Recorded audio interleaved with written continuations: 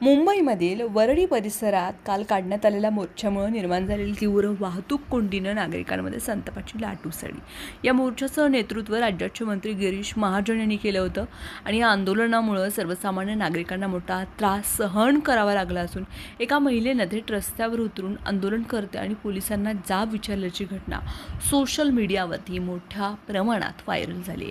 वाहतूक कोंडीनं संतापाचा उद्रेक आणि मोर्चामुळे वरळी परिसरामध्ये तासनतास वाहतूक ठप्प झाली।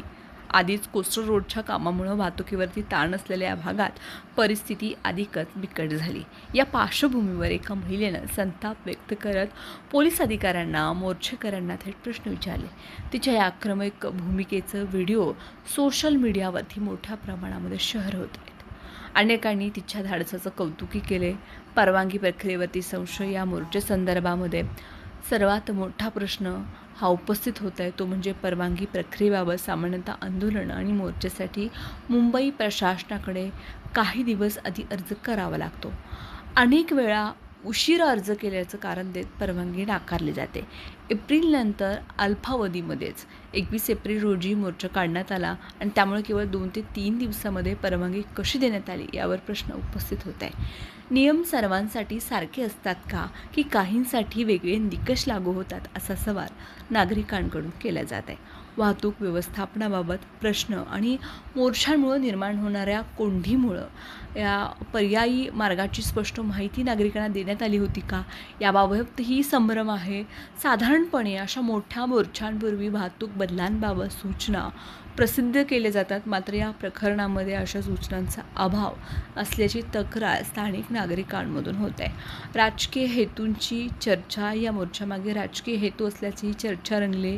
महिला आरक्षण आणि या परिसीमा या संदर्भामधील मुद्द्यांवरून जनतेमध्ये संभ्रम निर्माण केला जात असल्याचा आरोप काही राजकीय वर्तुळांमधून होत आहे। तसेच हा मोर्चा आदित्य ठाकरे यांच्या मतदारसंघातच काढण्यात आल्यानं त्यामागं राजकीय संदेश देण्याचा उद्देश होता का याबाबतही प्रश्न उपस्थित होत आहे।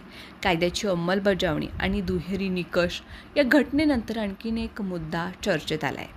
आंदोलनादरम्यान पोलिसांची भूमिका तुलनेनं मवाळ का होती असा प्रश्न विचारला जात आहे। सामान्य नागरिक आणि ग्रामीण पार्श्वभूमीमधील व्यक्तीनं अशा प्रकारे संताप व्यक्त केला असता पोलिसांची प्रतिक्रिया वेगळी असती का अशी चर्चाही रंगली।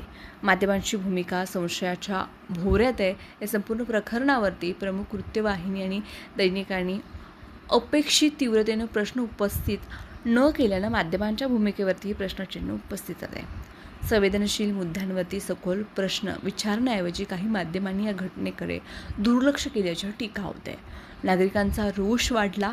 या घटनेमुळे नागरिकांमध्ये असंतोष वाढला असून आंदोलनाचा अधिकार हा महत्त्वाचा झाला असला तरी तो सर्वसामान्यांच्या त्रासांवर आधारलेला नसावा अशी भावना व्यक्त होत आहे।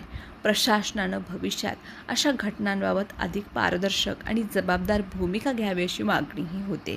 वरळीमधील ही घटना केवळ एका मोर्चापुरती मर्यादित नसून ती प्रशासनाची कार्यपद्धती, राजकीय हस्तक्षेप आणि नागरिकांच्या हक्कांमधील समतोल यावरती गंभीर प्रश्न उपस्थित करण्याची ठरली आहे। आता यावर स्पष्ट भूमिका आणि उत्तरदायित्व निश्चित करणं हे गरजेचं ठरत आहे।